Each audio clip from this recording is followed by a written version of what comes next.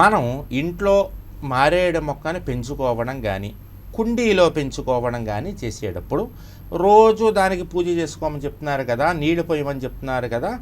ఆ మొక్క మనం పూజించేటటువంటి మొక్క నుంచి తీసుకున్నటువంటి మారేడు దళాల్ని మనం శివారాధనకి వాడవచ్చా? అదే కదా మీ ప్రశ్న. దానికి ఏంటంటేనమ్మా, ఎప్పుడైనా సరే మీరు ఒక మొక్క నుండి దాని యొక్క దళాన్ని కానీ దాని యొక్క పత్రాన్ని కానీ స్వీకరిస్తున్నప్పుడు మీరు ఆ మొక్కకి 2 అక్షతలు వేసి కొద్దిగా పసుపు కుంకుమ వేసి లేదా కాసిన నీళ్లు పోసి నమస్కారం చేసుకుని అనుమతి తీసుకున్న తర్వాత ఆ బిల్వదళాన్ని స్వీకరించవచ్చు. ఇది బిల్వదళమే కాదమ్మా, మీరు తులసి దళాలు కొయ్యాలన్నా డైరెక్ట్గా వెళ్ళిపోయి కోసేసేయకూడదు.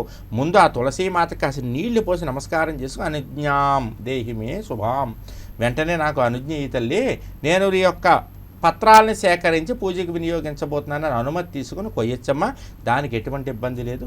ఒక్క వినాయక చవితి రోజు మనం తెచ్చుకునేటటువంటి పత్రికి మాత్రమే ఆ మొక్కలకి నీళ్లు పోయాల్సిన పని లేదు. ఆ రోజు తప్ప, అంటే ఆ వినాయక చవితి నవరాత్రుల్లో తప్ప.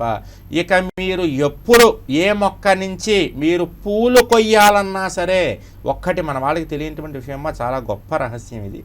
మీరు ఒక చెట్టు పూల మొక్క నుంచి పూలు కోస్తున్నారంటే అది దేవుడికి పెట్టేసి మాకేదో పుణ్యం వచ్చేస్తుందని ఒక్కనాటికి అనుకోకండి. మీరు పూలు చెట్టు నుంచి పువ్వు కోసేసి దేవుడికి పెడితే ఎప్పుడూ పుణ్యం రాదు మీకు.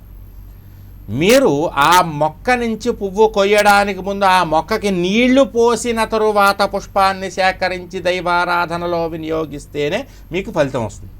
ఒకవేళ కనుక మీరు ఏ మార్కెట్కో వెళ్ళినప్పుడు అక్కడ పూలు తెచ్చుకున్నారనుకోండి, మరి మీకు మొక్కలకి సంబంధం మీకు సంబంధం ఉండదు. ఎవరో కోసుకొచ్చారు కూడా దానికి పర్వాలేదు. కానీ చాలామంది చూడండి, తెల్లారకుండగా ఓ సంచి ఒకటి చేతి కుట్టుకుని 4:30కో బయలుదేరి వీధిలో ఉన్నటువంటి మొక్కలను పూలన్నీ కోసేస్తుంటారు. కొయ్యండి, తప్పులేదు. కానీ మొక్కకి నీళ్లు పోసిన తరువాత మాత్రమే పోయండి. ఎవరన్నా మీరు మొక్కకి నీళ్లు పోయాలనుకుంటే ఓ బిందెతో నీళ్లు పుచ్చుకోండి.